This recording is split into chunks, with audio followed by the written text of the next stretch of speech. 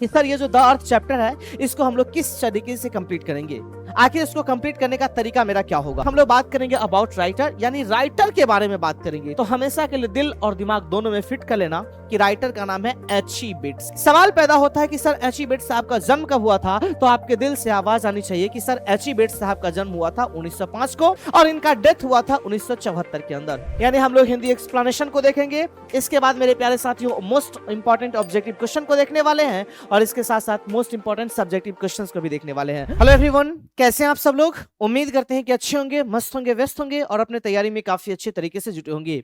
नमस्कार मेरे शेर शेरनियों, आप सभी का स्वागत है आपके इस प्यारे से प्लेटफॉर्म बिहार बोर्ड वाला पे। मैं पंकज सर आप सबके सामने हाजिर हो चुका हूं इंग्लिश लैंग्वेज को लेकर के और आज की क्लास में हम लोग बात करने वाले हैं एक इंपॉर्टेंट चैप्टर जिसका नाम है द अर्थ। काफी ज्यादा इंपॉर्टेंट चैप्टर है मेरे भाई आपके और हमारे एग्जाम के पॉइंट ऑफ व्यू से, इसलिए पूरे के पूरे क्लास को बड़े शिद्दत के साथ कंप्लीट करना है। बात समझ में आया। ये बेसिकली प्रोज सेक्शन का चैप्टर है मेरे भाई। मैं आपको फिर से बता दूं काफी ज्यादा इंपॉर्टेंट चैप्टर है क्योंकि यहां से डेफिनेटली क्वेश्चन देखने को मिलते ही मिलते हैं मेरे भाई, इसलिए इस चैप्टर को बिल्कुल भी मिस करने की जरूरत नहीं है। इस चैप्टर को स्टार्ट करने से पहले एक बात मैं आपको बता दूं कि सर ये जो क्लास है वो बेसिकली वन शॉट क्लास होने वाली है। एक ही क्लास के अंदर हम लोग पूरे के पूरे द अर्थ चैप्टर को कंप्लीट करने वाले हैं। बात समझ में आया। अरे बोलो हाँ। यानी हम लोग हिंदी एक्सप्लेनेशन को देखेंगे, इसके बाद मेरे प्यारे साथियों मोस्ट इंपॉर्टेंट ऑब्जेक्टिव क्वेश्चन को देखने वाले हैं और इसके साथ साथ मोस्ट इंपॉर्टेंट सब्जेक्टिव क्वेश्चंस को भी देखने वाले हैं। हर एक चीज को हम लोग कवर करने वाले हैं मेरे प्यारे साथियों। बात क्लियर है। आइए मेरे लाल, लास्ट क्लास में हम लोगों ने जिन टॉपिक के ऊपर डिस्कस किया था, जिन चैप्टर के ऊपर डिस्कस किया था वो आपके सामने लिखा हुआ है और उसका नाम है द आर्टिस्ट, जो कि काफी ज्यादा इंपॉर्टेंट चैप्टर है। बात समझ में आया। आप लोग इसको बहुत अच्छे तरीके से कवर किए होंगे ऐसा मैं उम्मीद करके चलता हूं मेरे भाई। लास्ट क्लास में हम लोग बात किए थे द आर्टिस्ट चैप्टर को लेकर के, हल्का सा इसको मैं याद दिलाने की कोशिश करता हूं, फिर सभा को आगे बढ़ाऊंगा मेरे भाई। देखिए, जब हम बात करते हैं द आर्टिस्ट चैप्टर को लेकर के तो इसको लिखने का काम किए थे उस इंसान का क्या नाम था मेरे दोस्त। तो आप तमाम बच्चे चिल्ला चिल्ला करके बोलोगे गुरुजी, उस इंसान का नाम था शिगा नोया। क्या नाम था, बोलो बोलो। आपका जवाब होगा सीगा नोया।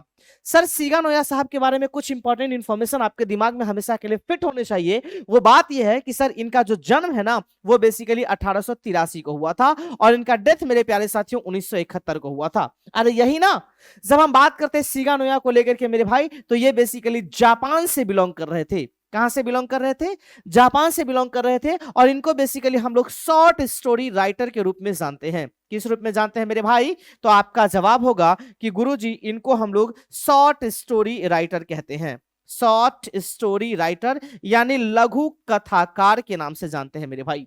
बात समझ में आया। अगर आपको याद होगा मेरे प्यारे साथियों तो इस चैप्टर के अंदर एक जो मेन कैरेक्टर था वो किसका था, तो आप तमाम बच्चे बोलोगे कि सर इसके अंदर ना सेबी नाम का इंसान था और ये जो सेबी नाम का इंसान था ना सर, इसको गॉड से, कद्दू से काफी ज्यादा लगाव हो गया था। जहां जाता था भाई हमेशा कद्दू की ही तलाश में रहा करता था। बात समझ में आया। तो ये पॉइंट आपके दिमाग में अच्छे तरीके से फिट हो गई होगी। जरा सा सेबी के बारे में मैं हल्का सा जिक्र कर देता हूं मेरे भाई ताकि आपको वो चीजें याद हो जाए। देखो भाई, ये जो सेबी नाम का इंसान है ना वो 12 साल का होता है। कितने साल का, 12 साल का होता है मेरे प्यारे साथियों। और किस में पढ़ाई कर रहा होता है, तो आपका जवाब होगा कि सर ये जो है ना वो प्राइमरी स्कूल के अंदर स्टडी कर रहा होता है। किस स्कूल के अंदर, तो प्राइमरी स्कूल के अंदर स्टडी कर रहा होता है। इस बात को भी दिमाग में डाल लेना। मामला क्लियर है गुरुदेव। अरे बोलो क्लियर है। हाँ सर। सर ये जो इंसान है ना वो एक बार कद्दू को लेकर के, वो 5 इंच का कद्दू लेकर के वो क्लास के अंदर गया और उसके अंदर पॉलिश करना स्टार्ट कर दिया था। टीचर देख लिए थे। सवाल पैदा होता है कि सर कौन से टीचर देखे थे, तो आपका जवाब होगा एथिक्स टीचर। कौन से टीचर मेरे भाई, एथिक्स टीचर देखे और इसको जबरदस्त तरीके से डांटे थे। काफी जबरदस्त तरीके से इनको पनिशमेंट मिला था और उस कद्दू को छीन भी लिया गया था और चुप्पे से भगा भी दिया गया था। और इतना ही नहीं, टीचर जाकर के उसके माँ को कंप्लेन भी कर दिया था। ये हम लोग लास्ट क्लास में स्टडी किए थे मेरे दोस्त। लेकिन आज के क्लास में हम लोग बात करने वाले हैं द अर्थ चैप्टर को लेकर के। तो सबसे पहला क्वेश्चन ये पैदा होता है कि सर ये जो द अर्थ चैप्टर है इसको हम लोग किस तरीके से कंप्लीट करेंगे, आखिर इसको कंप्लीट करने का तरीका मेरा क्या होगा। तो गौर से देखना मेरे भाई। सबसे पहले हम लोग बात करेंगे अबाउट किसके बारे में, देखो देखो देखो, तो अबाउट राइटर यानी राइटर के बारे में बात करेंगे, कोई दिक्कत ही नहीं है मेरे भाई। इसके बाद हम लोग बात करेंगे अबाउट चैप्टर यानी चैप्टर के बारे में डिस्कस करने वाले हैं, इसमें भी किसी प्रकार की कोई दिक्कत नहीं है। इसमें भी किसी प्रकार की कोई दिक्कत नहीं है। और थोड़ा सा आगे बढ़ेंगे मेरे प्यारे साथियों, मेरे लाडलो और मेरे जिगर के टुकड़ों, तो इसी में हम लोग बात करने वाले हैं ऑब्जेक्टिव क्वेश्चंस को लेकर के। अरे बोलो भाई, एक बार आवाज लगाओ। आपका जवाब होगा यस सर, ऑब्जेक्टिव क्वेश्चन। इसके साथ साथ इसी में हम लोग बात करने वाले हैं मोस्ट इंपॉर्टेंट सब्जेक्टिव क्वेश्चंस को लेकर के। किसको लेके? तो मोस्ट इंपॉर्टेंट सब्जेक्टिव क्वेश्चंस को लेकर के। भाई मेरे, मैं साफ साफ आपको यह कह रहा हूं, एक बार फिर से मैं आपको याद दिलाना चाहता हूं, मेरे प्यारे बच्चों, मेरे लाडलो और मेरे जिगर के टुकड़ों, ये जो पूरा का पूरा क्लास है, ये बेसिकली वन शॉट क्लास है, वन शॉट। एक ही शॉट में पूरे के पूरे चैप्टर को हम लोग कंप्लीट करने वाले हैं। Getting my point everyone? आइए मेरे भाई, तो सबसे पहले हम लोग बात करेंगे अबाउट राइटर, यानी राइटर के बारे में बात करेंगे। तुम्हारे दिमाग में, तुम्हारे जहन में एक बात आएगा कि सर राइटर का क्या नाम है, तो हमेशा के लिए दिल और दिमाग दोनों में फिट कर लेना कि राइटर का नाम है एच.ई. बिट्स। क्या नाम है दोस्त? एच.ई. बिट्स। सवाल पैदा होता है कि सर एच.ई. बिट्स साहब का जन्म कब हुआ था, तो आपके दिल से आवाज आनी चाहिए कि सर एच.ई. बिट्स साहब का जन्म हुआ था 1905 को, और इनका डेथ हुआ था 1974 के अंदर। एक बार फिर से सुनो, इनका जन्म हुआ था 1905 को और इनका डेथ हुआ था 1974 को। यानी हम साफ साफ कह सकते हैं कि सर ऑलमोस्ट ये 69 इयर्स जिंदा रहे थे। यानी यानी यानी यानी यानी यानी कितने साल भाई? अरे बोलो ना, 69 साल जिंदा रहे थे। अब यह बात आती है कि सर ये कहां से बिलोंग कर रहे थे, तो he belongs to Northampton, England. England का एक शहर है मेरे भाई जिसका नाम है नॉर्थैम्पटन। वैसे नॉर्थैम्पटन ऑप्शन में रहे या ना रहे, लेकिन इंग्लैंड आपको डेफिनेटली देखने को मिलने वाले हैं। इससे पहले हम लोगों ने स्टडी किया था द आर्टिस्ट चैप्टर, उसमें मैंने आपके सामने चिल्ला चिल्ला करके बोला था कि सर जो शिगा नोया साहब है ना, अरे भाई जो शिगा नोया साहब थे वो जापान से बिलोंग कर रहे थे, इसलिए मैंने उसको जापानीज बोला था। बात क्लियर है? और जब हम बात करते हैं एच.ई. बिट्स साहब को लेकर के, तो ये इंग्लैंड से बिलोंग कर रहे थे मेरे भाई, कहीं से कोई दिक्कत ही नहीं है। He is well known as a short story writer. Sir ये जाने जाते हैं एक लघु कथाकार के रूप में शॉर्ट स्टोरी राइटर के रूप में। शॉर्ट स्टोरी राइटर कहने का मतलब ये हुआ, ये छोटे छोटे कहानी को लिखते हैं मेरे भाई, और ये भी अपने आप में छोटा ही कहानी है जिसका नाम है द अर्थ। अब देखो मेरे भाई, ही वर्कड, उन्होंने काम किया फॉर सम टाइम, कुछ समय के लिए, एज अ जर्नलिस्ट। यानी मेरे भाई उन्होंने कुछ समय के लिए जर्नलिस्ट के रूप में काम किए थे, जर्नलिस्ट के रूप में काम किए थे मेरे प्यारे साथियों, इस बात को भी दिमाग में डाल लेना। His first novel was published when he was only 21 years old। काफी ज्यादा इंपॉर्टेंट क्वेश्चन है मेरे भाई। उनका पहला नोवेल प्रकाशित हुआ था, एक बार फिर से सुनो, उनका पहला नोवेल प्रकाशित हुआ था कब? अरे भैया कब? तो जब वो केवल और केवल 21 साल के थे। यानी देखो आजकल 21 साल का बच्चा तो ऐसा ही घूमता फिरता रहता है मेरे भाई। 21 साल के बच्चा को तो हवा तक नहीं लगता कि मुझे लाइफ में करना क्या है। 21 साल का बच्चा तो भारत के अंदर रील बनाना स्टार्ट करता है। लेकिन यहां देखो भैया, यहां देखो 21 साल का ये इंसान, जिनका नाम क्या था भैया, तो आप तमाम बच्चे बोलोगे जिनका नाम था एच.ई. बिट्स साहब, वो इंसान नोवेल लिख दिए थे, और लिखे ही नहीं थे, उनका नोवेल पब्लिश भी किया गया था, प्रकाशित भी हो गई थी 21 साल के इसमें। मामला क्लियर है?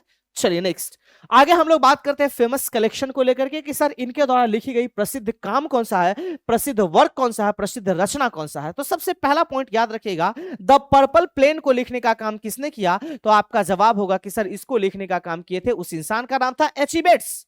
ठीक है मेरे भाई। इसके बाद द जैकरेंडा ट्री को किसने लिखने का काम किया, तो आपका जवाब होगा कि सर इसको भी लिखने का काम किए थे उस इंसान का नाम था एच.ई. बिट्स। ठीक है भैया। द डार्लिंग बर्ड्स ऑफ, ये इसको किसने लिखा, तो आपका जवाब होगा कि सर इसको भी लिखने का काम किए थे एच.ई. बिट्स। इतना ही नहीं, अगर आपसे पूछा जाए कि द अर्थ चैप्टर को किसने लिखा, तो आपका जवाब होगा एच.ई. बिट्स। अब देखो इस द अर्थ चैप्टर को हम लोग याद कैसे रखेंगे कि इसको एच.ई. बिट्स साहब ने लिखा, तो मैं एक तरीका आपको बता रहा हूं। देखो देखो देखो, लिखा हुआ एच.ई. बिट्स, एच.ई. बिट्स, तो ऐसा नहीं लग रहा बोल रहा बैट्स, बैट्स क्या लग रहा है मेरे भाई, ऐसा सुनने में नहीं लग रहा है क्या? एक ट्रिक डेवलप करो, बैट्स, बैट्स, बैट यानी बैट, बैट तो हम लोग कहां पे बैठते हैं, तो आपका जवाब होगा गुरुजी हम लोग जमीन पर ही तो बैठते हैं। अरे कहां बैठते हैं भैया, तो जमीन पर ही तो बैठते हैं भाई, और जमीन को इंग्लिश में हम लोग क्या बोलेंगे, अर्थ बोल करके काम चलाएंगे मेरे प्यारे साथियों। तो द अर्थ चैप्टर को किसने लिखा, आपका जवाब होगा बैट्स ने लिखा, आई मीन एच.ई. बिट्स ने लिखा। ओके एवरीवन, इतनी बातें क्लियर हो गई मेरे लाल को, जल्दी से बताना स्टार्ट करो, सारे के सारे बच्चे जल्दी से कमेंट करना स्टार्ट करना मेरे भाई। किसी भी बालक को किसी प्रकार की अगर दिक्कत है तो अभी कभी आप कमेंट सेक्शन के अंदर लिख सकते हो, अदरवाइज हम लोग सभा को आगे बढ़ाने की बात करेंगे। देखो भैया अब हम लोग बात करेंगे अबाउट चैप्टर, यानी चैप्टर को लेकर के बात करेंगे। तो सबसे पहला क्वेश्चन आपके जहन में यह आएगा, गुरुजी चैप्टर का क्या नाम है? सबसे पहला क्वेश्चन कि चैप्टर का नाम क्या है? तो भैया अगर क्वेश्चन आपके दिल में आई है तो आंसर देने के लिए तो मैं आपके सामने हाजिर हूं सर। तो चैप्टर का नाम है द अर्थ। क्या नाम है? बोलो बोलो। आपका जवाब होगा द अर्थ। अब सवाल ये पैदा होता है कि सर द अर्थ चैप्टर का टाइप कैसा है? तो याद रखिएगा मेरे प्यारे साथियों, ये अपने आप में एक शॉर्ट स्टोरी है। क्या है मेरे भाई? शॉर्ट स्टोरी है, एक लघु कथा है। अब आपके सामने मैं कुल मिलाकर के 5-7 क्वेश्चन फ्रेम करता हूं और इस क्वेश्चन का आंसर आप लोग कमेंट सेक्शन के अंदर बताना स्टार्ट कीजिएगा। बात समझ में आया? सबसे पहला क्वेश्चन ये रहा, सबसे पहला क्वेश्चन ये रहा कि गुरुजी इंडियन सिविलाइजेशन एंड कल्चर का टाइप कैसा? जल्दी से बताओ। इंडियन सिविलाइजेशन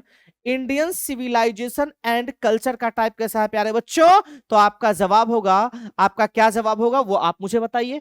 पहला क्वेश्चन। दूसरा क्वेश्चन आपके जहन में आए, मतलब मैं बता रहा हूं सर, जल्दी से मुझे बताइए। Bharat is my home, Bharat is my home, गौर से सुनना भाई, भारत इज माई होम और I have a dream, I have a dream, इसको किसने लिखा बालक?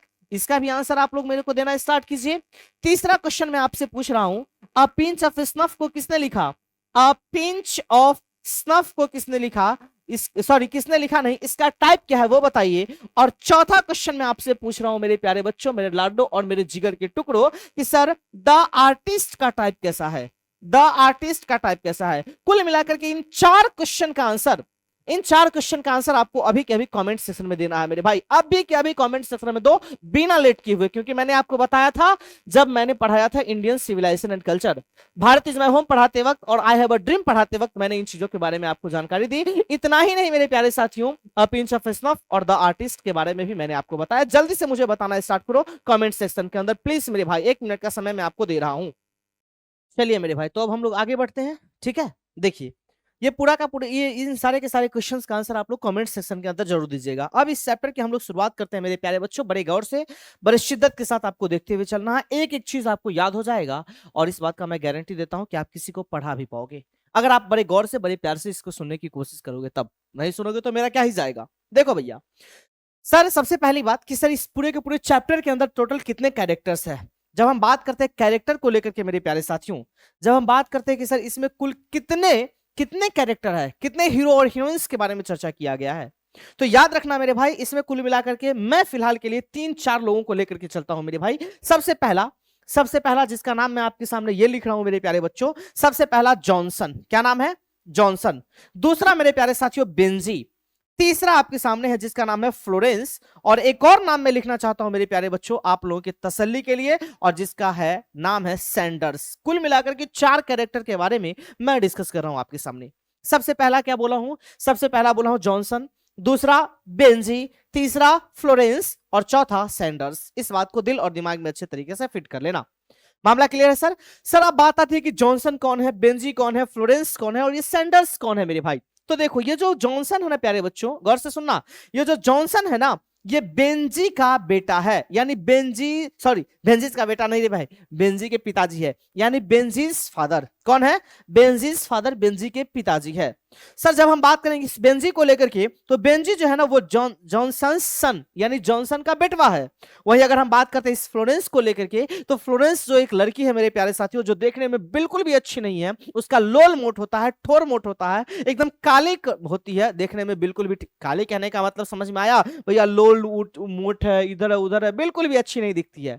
और ये जो है ना वो सर्वेंट होती है, यानी एक नौकरानी होती है, मेड सर्वेंट बोल सकते हो मेरे भाई, एक नौकरानी होती है। बात समझ में आया? और बाद में चल करके ये जो फ्लोरेंस है ये बेंजी की वाइफ बन जाती है। किसकी वाइफ बन जाती है? तो बेंजीज वाइफ, यानी बेंजी की पत्नी बन जाती है। कौन बेंजी की पत्नी बन जाती है? तो आपका जवाब होगा कि सर फ्लोरेंस। क्योंकि मेरे प्यारे साथियों ये जो है ना फ्लोरेंस, इसको बेसिकली वो बेंजी जो है ना वो आराम से वो देखता रहता। एक दिन इसका मन पिघल जाता है कि काश मेरी शादी इससे हो जाती। देखने में अच्छी है ही नहीं, लेकिन वही कहावत है ना मेरे भाई कि दिल लगी चुड़ैल से तो परी किस काम की है। अगर तेरा दिल अगर चुड़ैल से ही लग गया है ना, तो आपके सामने ऐश्वर्या राय भी आ जाएगी ना, फिर भी आप बोलोगे नहीं हम इससे नहीं ब्याह करेंगे, हम करेंगे तो उसी से करेंगे, बाकी हम नहीं करेंगे, आजीवन ब्रह्मचर्य रहेंगे, मतलब आजीवन अविवाहित रहेंगे। ठीक है, चलिए मेरे दोस्त, अब बात आती है कि सर ये सैंडर्स कौन है? तो सैंडर्स जो है ना मेरे दोस्त, ये बेसिकली लैंड ऑनर होता है। कौन होता है? लैंड ऑनर होता है, जमीन का मालिक होता है मेरे भाई। एक बार फिर से सुनो, ये जो सैंडर्स है प्यारे बच्चों, ये बेसिकली जमीन का मालिक होता है। इतनी मामला क्लियर है? जल्दी से बताओ, एक बार फिर से बोलो। जॉनसन कौन है? तो बेंजी का पिताजी। बेंजी कौन है? तो जॉनसन का बेटा। फ्लोरेंस कौन है? तो बेंजी की वाइफ। और सैंडर्स कौन है? लैंड ओनर है, एक जमीन का मालिक है, जमींदार है। क्लियर है बच्चों? चलिए आगे बढ़ते हैं। अब हम लोग बात करते हैं मेरे प्यारे साथियों कि सर फिर ये जॉनसन कौन है।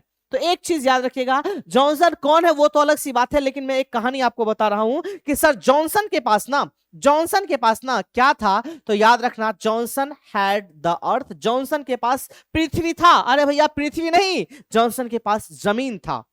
जॉनसन के पास क्या था मेरे बच्चों? तो याद रखना, जॉनसन के पास जमीन था। इस बात को अच्छे तरीके से दिल और दिमाग में फिट कर लेना। अब इस कहानी की शुरुआत करते हैं मेरे प्यारे बच्चों बड़े अच्छे तरीके से, इसलिए दिमाग लगाने की जरूरत, इसलिए इधर उधर करने की जरूरत नहीं है मेरे लाल। बहुत आराम से बड़े शिद्दत के साथ इसको पढ़ते हुए चलना है। और मैं एक चीज का गारंटी देता हूं आपको कि सर आपको एक एक चीज बड़े प्यार से बड़े शिद्दत के साथ समझ में आ जाएगा, कोई बड़ी बात नहीं है। ठीक है? ठीक है मेरे भाई? अरे ठीक है, जल्दी से बोलो। आप बोलोगे सर बिल्कुल सही बात है। ठीक है ठीक है ठीक है ठीक है ठीक है। देखो देखो बच्चों, देखो देखो देखो देखो देखो, अब हम लोग बात करते हैं वर्ड मीनिंग को लेकर के। इस चैप्टर के अंदर कुछ वर्ड के बारे में डिस्कस किया गया है। इस वर्ड को जानना बहुत ज्यादा जरूरी है मेरे भाई। ये वर्ड मीनिंग आपको पता रहेगा ना, तब जाकर के कुछ हो पाएगा, अदरवाइज मामला आप यूं ही गड़बड़ कर लोगे। सबसे पहला देखो, एकड़ किसको बोलते हैं बच्चों? तो एकड़ जो है ना वो जमीन का एक छोटा सा टुकड़ा होता है। ठीक है? जमीन का एक छोटा सा टुकड़ा होता है। बात करते हैं इस परसुएट को लेकर के, तो परसुएट का मतलब होता है प्यारे बच्चों मनाना। बात करते हैं सेग्रीगेट को लेकर के, तो सेग्रीगेट का मतलब होता है अलग करना। सेग्रीगेशन का मतलब होता है अलगाव, और सेग्रीगेट का मतलब होता है अलग करना। ग्लिंड का मतलब होता है मेरे भाई इकट्ठा करना। ठीक है? इमोबाइल, मोबाइल का मतलब होता है गतिशील, और इमोबाइल का मतलब होता है गतिहीन, जिसमें गति बिल्कुल भी नहीं हो। डिलीजेंट का मतलब होता है प्यारे बच्चों मेहनती। जैसे अगर कोई भी इंसान काफी ज्यादा परिश्रमी है ना, मेहनती है ना, उसको हम लोग डिलीजेंट बोल करके काम चला सकते हैं। अब बात आती है कि सर इस कांग्रीगेशन का मतलब क्या होता है। तो याद रखना प्यारे बच्चों, इस कांग्रीगेशन का मतलब होता है सभा। एक बार फिर से सुनो, एक बार फिर से सुनो। एकड़ जमीन का एक छोटा सा टुकड़ा होता है। परसुएट का मतलब होता है मनाना। ग्लेंड का मतलब इकट्ठा किया। सेग्रीगेट मतलब अलग करना। इमोबाइल का मतलब गतिहीन। डिलीजेंट मतलब मेहनती। कंग्रीगेशन मतलब सभा। इन सारे के सारे वर्ड्स को आप कमेंट सेक्शन के अंदर छाप दो। ठीक है? आगे बढ़िए। आगे हम लोग बात करना स्टार्ट करते हैं भैया, इसमें जॉनसन जो है ना, ये जॉनसन कौन होता है। तो एक चीज मैं आपसे बताना चाहता हूं प्यारे साथियों, बड़े आराम से बड़े शिद्दत के साथ आप पढ़िएगा। देखिए मैं एक बात बताता हूं, एकदम सिंपल सी बात, कि सर जो जॉनसन है ना वो एक फार्मर होता है। कौन होता है मेरे भाई? आपका जवाब होगा कि सर वो एक फार्मर है, एक किसान है।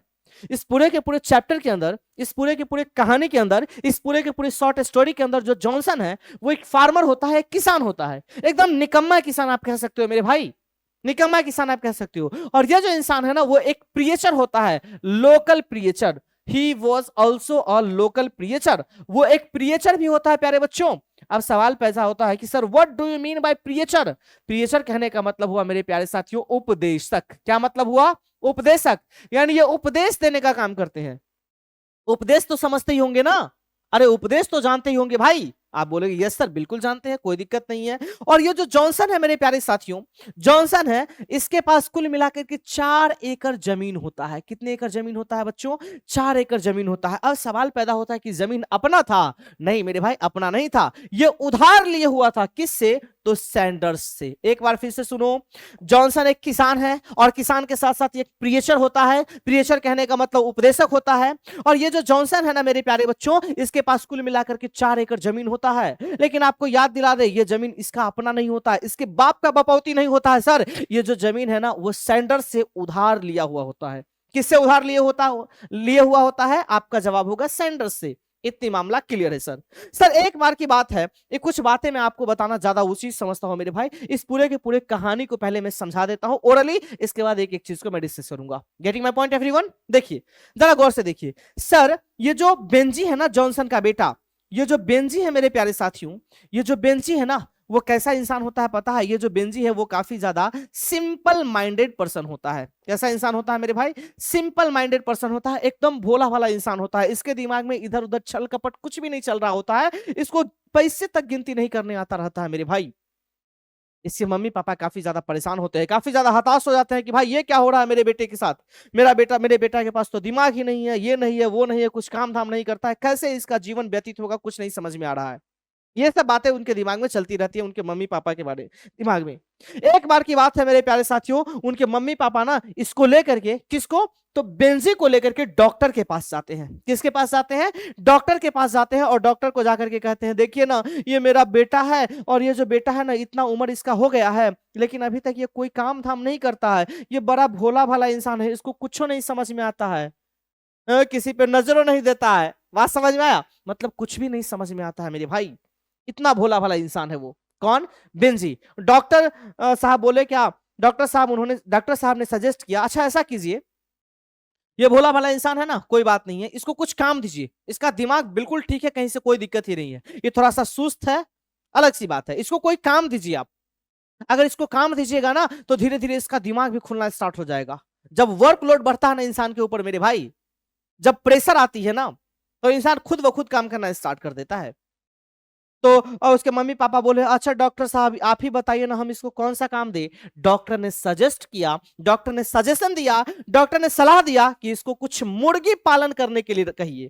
क्या कहिए मेरे भाई, कुछ मुर्गी पालन करने के लिए दीजिए, कुछ मुर्गी दीजिए ताकि ये उसका पालन पोषण करना स्टार्ट करे।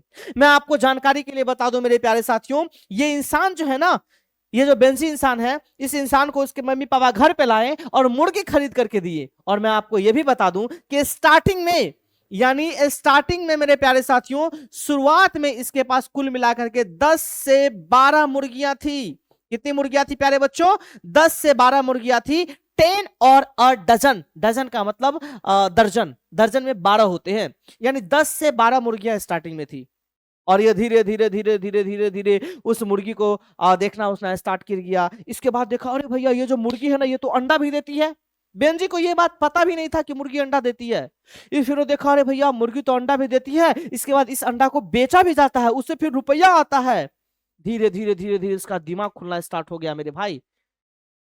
और इसके बाद इसको ये बहुत बड़ा पोल्ट्री फार्म बनवा लिया, बहुत बड़ा पोल्ट्री फार्म बनवा लिया मेरे प्यारे साथियों। बात समझ में आया। उसी बीच में अब इसको कुछ स्टाफ की जरूरत पड़ी, तो इसके पास फ्लोरेंस आई, फ्लोरेंस को काम दिया गया। फ्लोरेंस झाड़ू वगैरह लगाया करती थी, साफ सफाई किया करती थी। ये सारा का सारा मामला चल रहा था। बात समझ में आया, बात समझ में आया मेरे प्यारे बच्चों। इतनी मामला क्लियर हुई, जल्दी से बताना। आप बोलोगे यस सर बिल्कुल क्लियर है, कहीं से किसी भी प्रकार की कोई दिक्कत नहीं है। अब एक बार की बात यह है मेरे प्यारे साथियों, अब इसके मम्मी पापा सोच रहे थे कि नहीं मेरा बेटा तो अभी तक वैसा ही है, लेकिन अब इसका बेटा वैसा ही नहीं है। अब ये हर एक चीज जान गया था, हर चीज जान गया था। He knew all about the business of hence.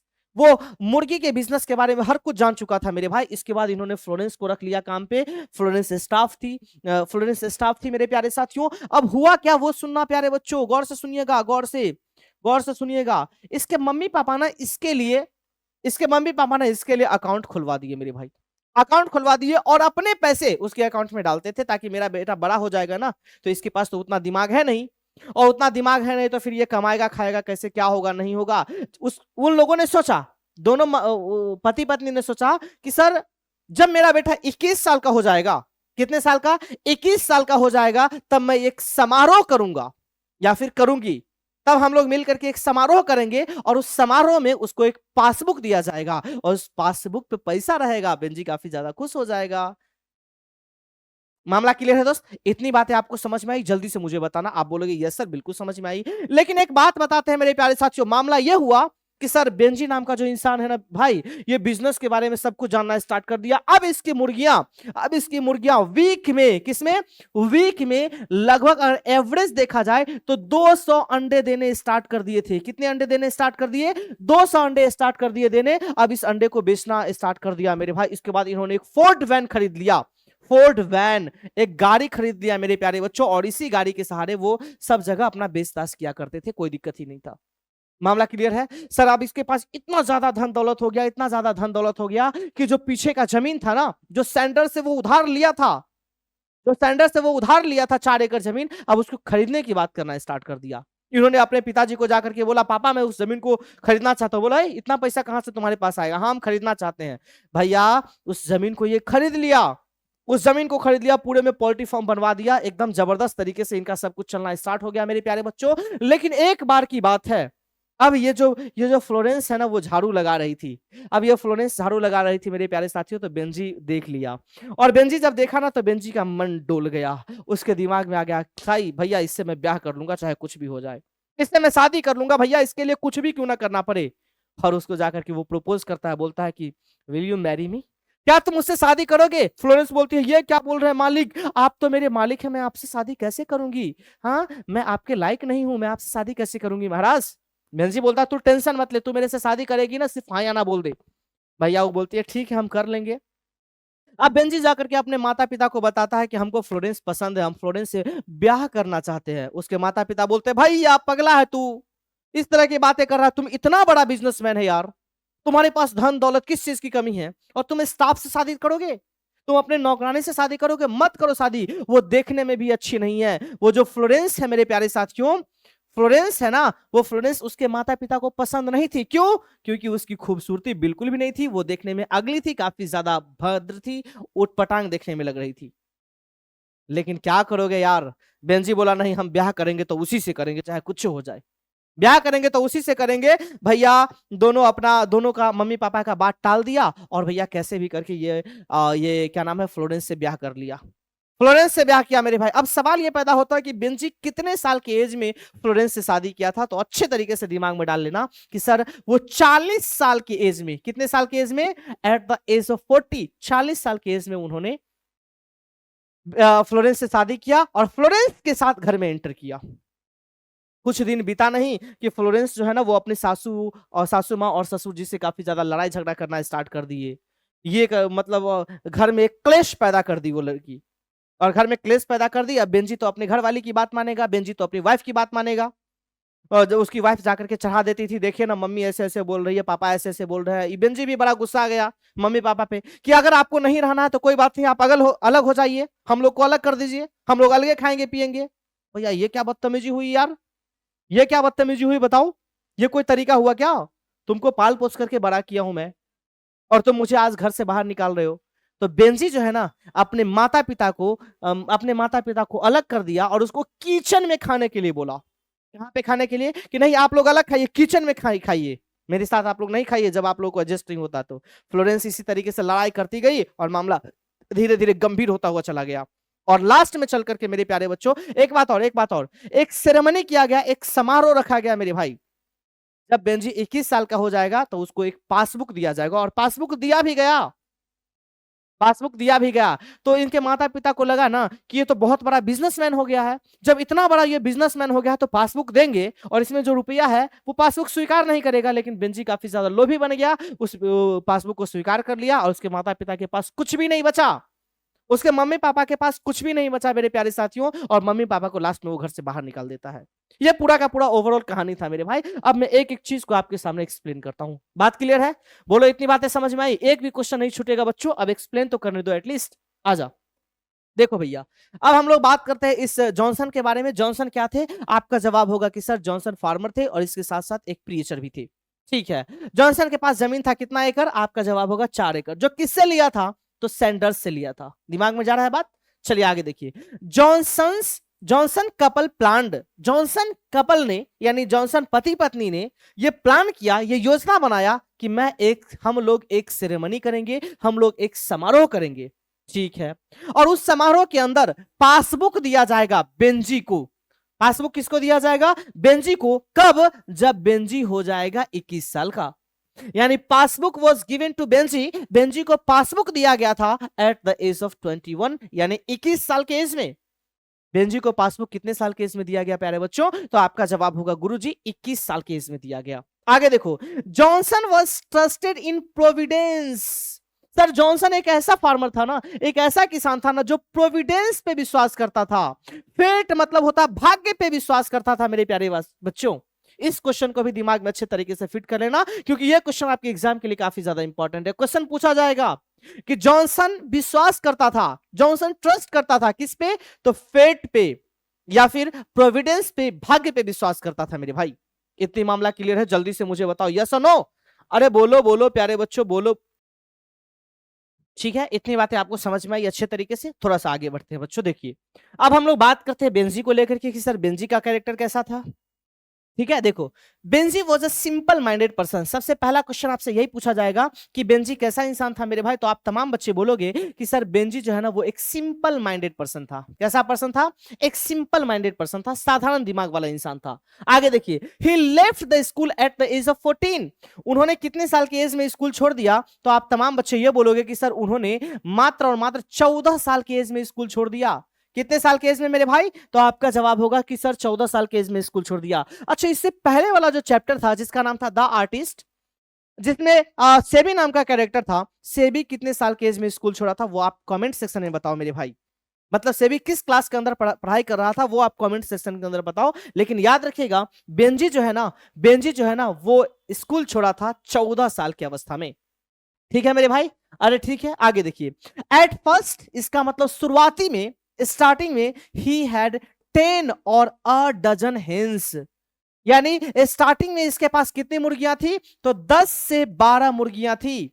Starting में इसके पास 10 से 12 मुर्गियां थी बच्चों। आगे देखिए भैया, ही गॉट मैरिड, उन्होंने ब्याह कर लिया विद फ्लोरेंस, फ्लोरेंस से। मैंने आपको बताया था, अरे भैया मैंने ये चीजें आपको पहले बता दी कि सर उन्होंने किससे शादी कर लिया, तो आपका जवाब होगा कि सर वो फ्लोरेंस से शादी कर लिया। ठीक है, फ्लोरेंस देखने में कैसी थी? तो याद रखना, Florence was very ugly. Florence देखने में एकदम भद्र थी, बिल्कुल भी अच्छी नहीं दिख रही थी, बिल्कुल बदसूरत दिख रही थी। लेकिन शादी इसको उसी से करना था मेरे भाई, चाहे कुछ भी हो जाए।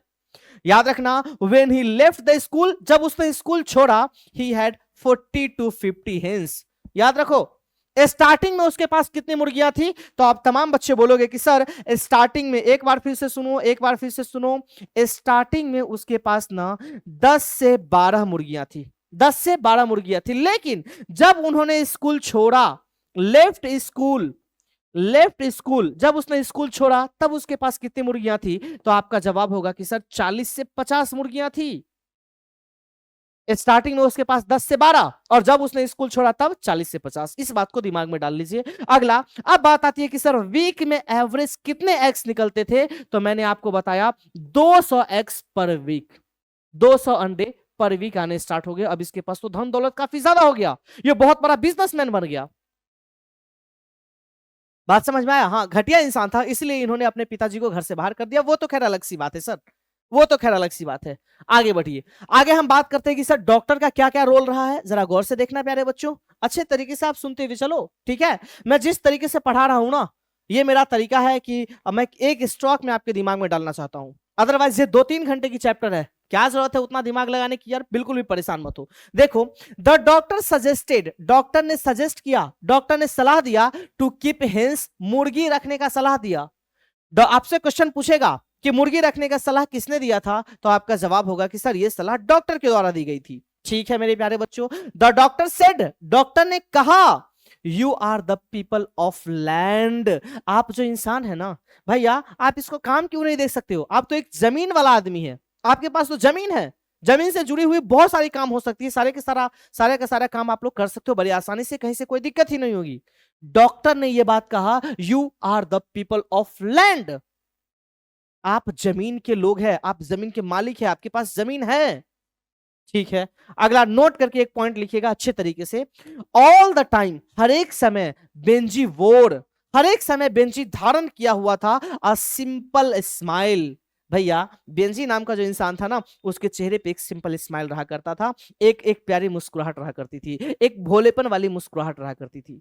इस बात को भी दिमाग में डाल लीजिए। आगे देखिए, when Benji possessed a passbook from his parents, his passbook had more than 230 pounds. ओहो, जब बेंजी को पासबुक दिया गया था उसके पेरेंट्स के द्वारा, उसके माता पिता के द्वारा, एक बार फिर से सुनो, जब बेंजी को पासबुक दिया गया था उसके माता पिता के द्वारा, उस पासबुक के अंदर उस अकाउंट में 230 पाउंड से ज्यादा रुपए थे।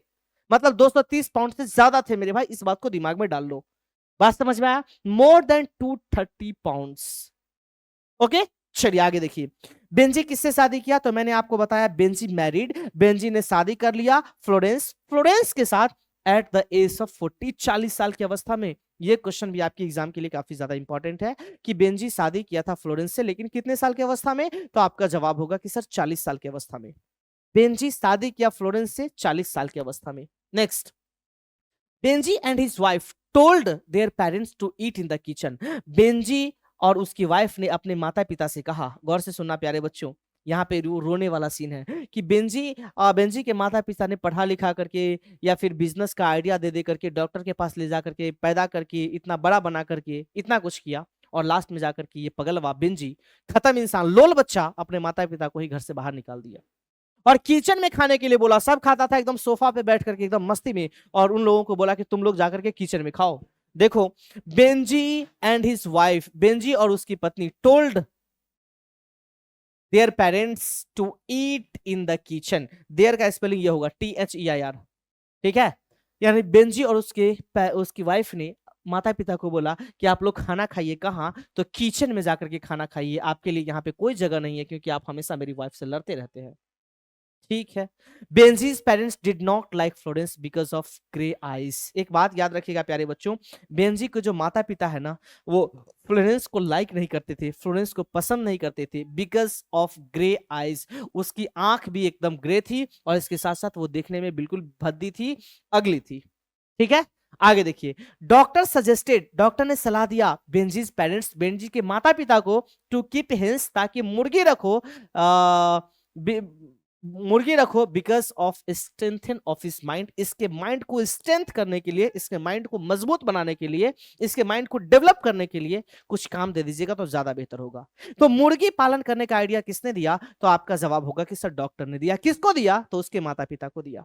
ठीक है, आगे देखो। बेंजी नोज, बेंजी जानता है all about the business of hence, मुर्गी के बिजनेस के बारे में बेंजी अब हर कुछ जानता है मेरे भाई।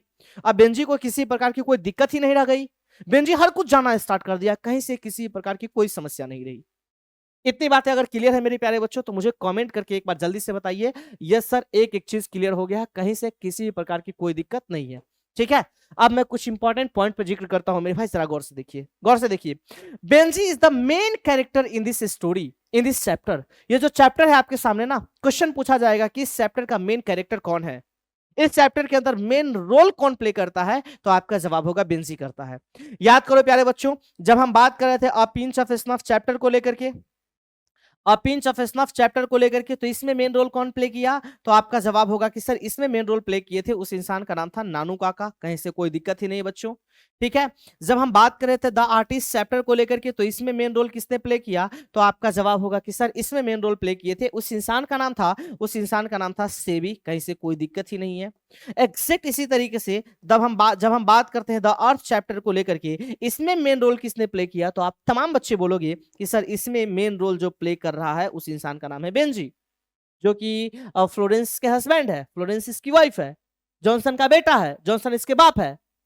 ठीक है, इतनी मामला क्लियर है। अब देखो बेंजी कैसा इंसान था मेरे भाई, तो मैंने आपके सामने बोला Benji was a simple minded person, Benji simple minded person था, एकदम भोला भाला इंसान था। बेंजी समझता है about the business of hence, मुर्गी के बिजनेस के बारे में। सही बात है, कोई दिक्कत ही नहीं है। जॉनसन सन, मतलब जॉनसन, ये क्या लिखा हुआ भैया, इतना दिमाग में रखो ना यार कि सन ऑफ जॉनसन कौन है? तो आपका जवाब होगा कि गुरुजी सन ऑफ जॉनसन जो है ना वो बेंजी है। एकदम सीधी सी बात है, कहीं से किसी प्रकार की कोई दिक्कत नाम की चीज नहीं है। ये पूरा का पूरा मामला आपको अच्छे तरीके से समझ में आया होगा, ऐसा मैं यकीन करके चलता हूं, ऐसा मैं विश्वास करके चलता हूं। ठीक है, क्योंकि मेरे प्यारे बच्चों एक बात बताऊं, हकीकत बताता हूं भैया, जो भी चीज मैं आपके सामने एक्सप्लेन करता हूं ना, वो इस तरीके से मेरी एक्सप्लेन करने की, एक्सप्लेनेशन देने की तरीका होता है ना कि आपको कहीं से भी किसी प्रकार की दिक्कत ही ना हो। जब आप क्वेश्चंस के ऊपर सॉल्व करने के लिए जाओ ना, क्वेश्चन को अप्रोच करो ना मेरे प्यारे बच्चों, तो क्वेश्चन आपसे मिस ना हो, ये मेरे दिमाग में हमेशा चलता है। और मैं तो एश्योरेंस दिलाता हूं यार कि एक बार इस पूरे के पूरे क्लास को आप देखो, मैं पूरे दावे के साथ कह सकता हूं मेरे भाई कि एक भी क्वेश्चन आपके एग्जामिनेशन में इससे बाहर देखने को नहीं मिलेंगे। लेकिन आप पूरे के पूरे क्लास को तो देखिए यार, ऑब्जेक्टिव क्वेश्चंस करा रहा हूं उसको तो देखो। बात समझ में आ रही है? किसी भी बालक को कोई दिक्कत है तो मुझे बताइए प्लीज, कहीं से कोई दिक्कत है तो बताना स्टार्ट करो मेरे भाई, जल्दी बताओ जल्दी बताओ। चलिए, तो अब हम लोग ऑब्जेक्टिव क्वेश्चन की ओर कदम रखना स्टार्ट करते हैं मेरे प्यारे बच्चों। ठीक है, किसका? तो द अर्थ चैप्टर का ऑब्जेक्टिव क्वेश्चन को लेकर के बात करते हैं। एक बार फिर से इस चैप्टर को देख लो मेरे भाई, ताकि आपको हर एक चीज याद हो जाएगा। देखो, मैंने आपको ये बोला, मैंने क्या क्या बोला उसको रिपीट करना चाहता हूं मेरे भाई। देखिए, जब हम बात करते हैं सर इस चैप्टर को लेकर के, तो इसमें बेंजी नाम का एक कैरेक्टर होता है प्यारे बच्चों। और ये जो बेंजी है ना, वो एक सिंपल माइंडेड पर्सन होता है। ये चीजें आपको पता हो गई है, ठीक है। सिंपल माइंडेड इंसान होता है, कहीं से कोई दिक्कत ही नहीं है। सर ये 14 साल की एज में स्कूल छोड़ देता है, और जब ये स्कूल छोड़ता है उस टाइम पे इसके पास कुल मिलाकर के 10 से 12 मुर्गियां होती है। बात समझ में आया? इसके बाद मेरे प्यारे साथियों,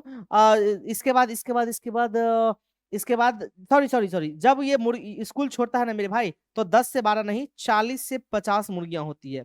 लेकिन स्टार्टिंग में इसके पास मुर्गियों की संख्या कितनी होती है पता है? स्टार्टिंग में 10 से 12 मुर्गियां होती है मेरे भाई। इस बात को दिमाग में डाल लीजिएगा। बात समझ में आया? इन्होंने अपने पिताजी को या फिर माता पिता को किचन में खाने के लिए बोलता है मेरे भाई, और लास्ट में ये अपने माता पिता को घर से बाहर भी निकाल देता है। बात समझ में आया? खैर ये अलग सी बात है। अब क्वेश्चन के ऊपर आते हैं मेरे भाई। इस पूरे के पूरे क्वेश्चंस को देखने की कोशिश करते हैं, ठीक है। और याद रखना, अभी के बाद आप सारे के सारे बच्चे आंसर देना एकदम स्टार्ट कर देना। एक एक चीज का आंसर बड़े शिद्दत के साथ देना है।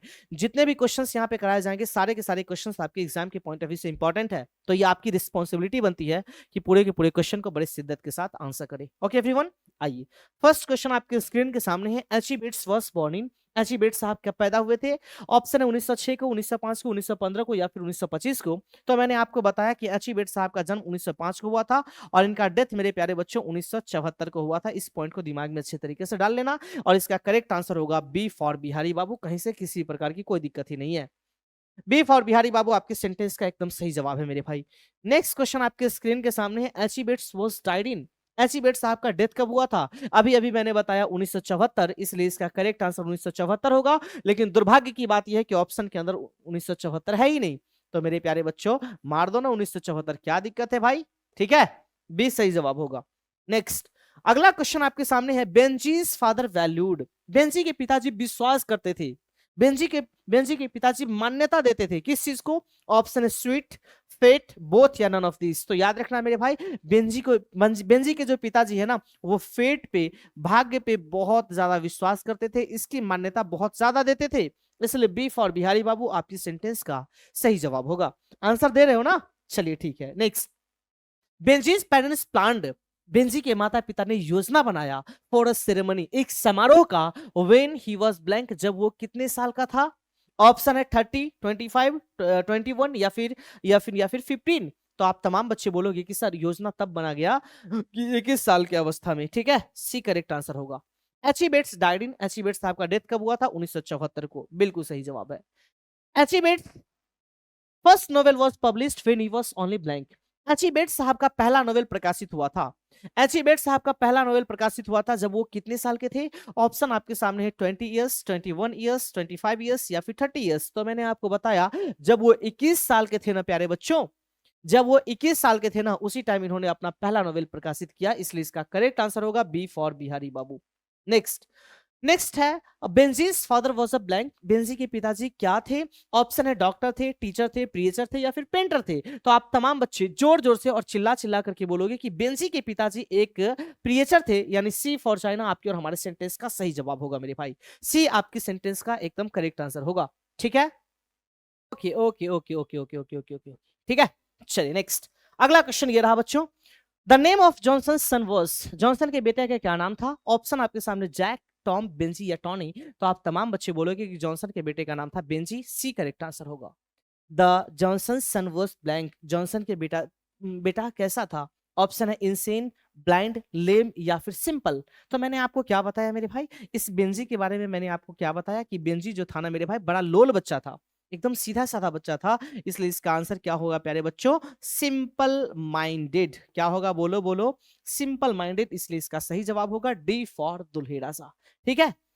नेक्स्ट है, his hence were producing an average of blank. अगर बात किया जाए उनके मुर्गी को लेकर के मेरे भाई, तो वो प्रोड्यूस कर रहा था, उत्पन्न कर रहा था एवरेज कितना एक्स? 200 एक्स। मैंने आपको बताया था, बी करेक्ट आंसर होगा। The doctor advice the parents, doctor ने पेरेंट्स को एडवाइस किया, डॉक्टर ने माता पिता को एडवाइस किया टू गिव, देने के लिए, टू बेंजी, बेंजी को किस चीज को देने के लिए एडवाइस किया था? ऑप्शन है मेडिसिन देने के लिए, टॉयज खिलौने देने के लिए, सम वर्क कुछ काम देने के लिए। तो आप तमाम बच्चे बोलोगे yes sir, some work. C for China correct answer होगा। नेक्स्ट, एट फर्स्ट, शुरुआती में बेंजी केप्ट ब्लैंक, बेंजी के पास कितनी मुर्गियां थी? ऑप्शन आपके सामने 10 और अ डजन हेंस, 10 से 12, 2 डजन हेंस, 24 मुर्गियां, 4 डजन हेंस, 12 चौक 48 मुर्गियां, या फिर नन ऑफ दिस, इनमें से कोई नहीं। तो आप तमाम बच्चे बोलोगे 10 और a dozen, that means A for apple आपके सेंटेंस का सही जवाब है। Next, the Earth has been written by, the Earth किसके द्वारा लिखा गया है? ऑप्शन आपके सामने जर्मन ग्रीड के द्वारा, एच.ई. बेट्स के द्वारा, एंटन चेकव के द्वारा, या फिर शिगानोया के द्वारा। एक्सप्लेन करता हूं बच्चों, अच्छे से देखो। जब हम बात करते हैं शिगानोया को लेकर के, तो इससे पहले वाला चैप्टर यही था जिसका नाम था द आर्टिस्ट। द आर्टिस्ट को लिखने का काम शिगानोया किया, कोई दिक्कत ही नहीं है। एंटन चेकव के बारे में बात करते हैं मेरे प्यारे बच्चों, तो अ मैरिज प्रपोजल, अ मैरिज प्रपोजल को लिखने का काम किसने किया? आपका जवाब होगा एंटन चेकव ने किया। जर्मन ग्रीड साहब किस चैप्टर को लिखे थे? तो आपका जवाब होगा अ चाइल्ड इज बॉर्न को लिखे थे प्यारे बच्चों, ठीक है। इसलिए इसका करेक्ट आंसर क्या होगा? बी फॉर बिहारी बाबू आपके और हमारे सेंटेंस का सही जवाब है।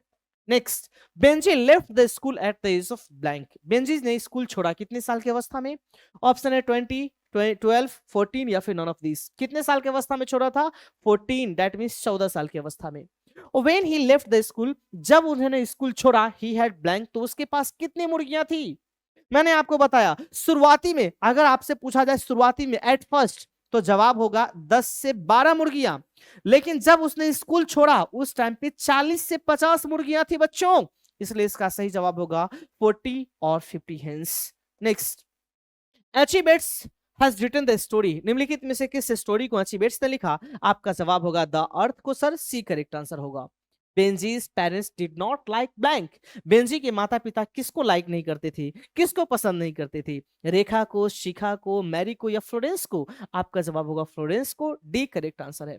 Next, the doctor suggested to let him keep, doctor ने इस बात को लेकर के सजेशन दिया, सलाह दिया, किस चीज को रखना है? हेंस, बी करेक्ट होगा। बेंजी परचेज्ड लैंड, बेंजी जमीन खरीद लिया। मैंने आपको बताया ना कि इधर उधर का जितना जमीन था ना उसको बेंजी खरीद लिया मेरे भाई। किससे खरीद लिया? ऑप्शन है सैंडर्स, मैंडर्स, रैंडर्स, या फिर नॉन ऑफ दिस। आपका जवाब होगा Sanders, A. Next, Florence later on become the wife of blank, Florence बाद में बन गई वाइफ किसकी? तो बाद में वो किसकी वाइफ बन गई? ऑप्शन है बेंजीज फ्रेंड, बेंजी के दोस्त की वाइफ, बेंजी की वाइफ, रंजे की वाइफ, या नन ऑफ दिस। तो यार ये जो फ्लोरेंस थी ना, इसका भाग्य चमक गया, सीधी सी बात कह सकते हो, और ये वाइफ बन गई बेंजी की, बी फॉर बिहारी बाबू सही जवाब है। नेक्स्ट है, blank was the real owner of the land, इस लैंड का, इस जमीन का रियल ऑनर कौन था? मैंने आपको बताया इसमें कुल मिलाकर के अलग अलग कैरेक्टर का मैंने नाम दिया। सबसे पहला कैरेक्टर आप बोलोगे जॉनसन, दूसरा का नाम बोलोगे मेरे बच्चों बेंजी, तीसरा का नाम आप लोग बोलोगे सैंडर्स। और मैं आपको जानकारी के लिए बता दूं, ये जो सैंडर्स है ना, ये रियल रियल लैंड ऑनर है बच्चों, रियल लैंड ऑनर। बोलो बात ही क्लियर है? अरे बोलो बात क्लियर है, जल्दी से बता मेरे भाई, जल्दी बता, जल्दी बता, जल्दी बता। ओके मेरे बच्चों, ओके, चलिए बहुत अच्छा, बहुत अच्छा, बहुत अच्छा, ठीक है, बढ़े भाई बढ़े। ओके नेक्स्ट, अगला है, अरे भाई अगला, इसका आंसर क्या होगा? Sanders. Next, Benjy was the son of blank, Benjy basically किसका बेटवा था? तो आपका जवाब होगा जॉनसन का। Benjy wanted to marry, Benjy ब्याह करना चाहता था, बेंजी शादी करना चाहता था किससे? फ्लोरेंस, फ्लोरेंस रूपानी, या फिर नन ऑफ दिस। तो आपका जवाब होगा Florence. Johnson was a poor blank, Johnson एक गरीब क्या था? ऑप्शन है किसान था, टीचर था, डॉक्टर था, या ट्रेडर था। तो आपका जवाब होगा फार्मर, किसान था sir. The blank suggested that, निम्नलिखित में से किसने ये सलाह दिया कि Benjy should be allowed to keep hens, कि अब बेंजी को बेसिकली मुर्गियां रखनी चाहिए। इसका सलाह किसने दिया? टीचर ने दिया, डॉक्टर ने दिया, फ्रेंड ने दिया, सेंट ने दिया। तो आपका जवाब होगा कि सर डॉक्टर ने दिया, बी फॉर बिहारी बाबू आपके और हमारे सेंटेंस का करेक्ट आंसर है, करेक्ट आंसर है, ठीक है। Next, Benjy's parents gave him a passbook, Benjy के माता पिता ने उसे एक पासबुक दिया।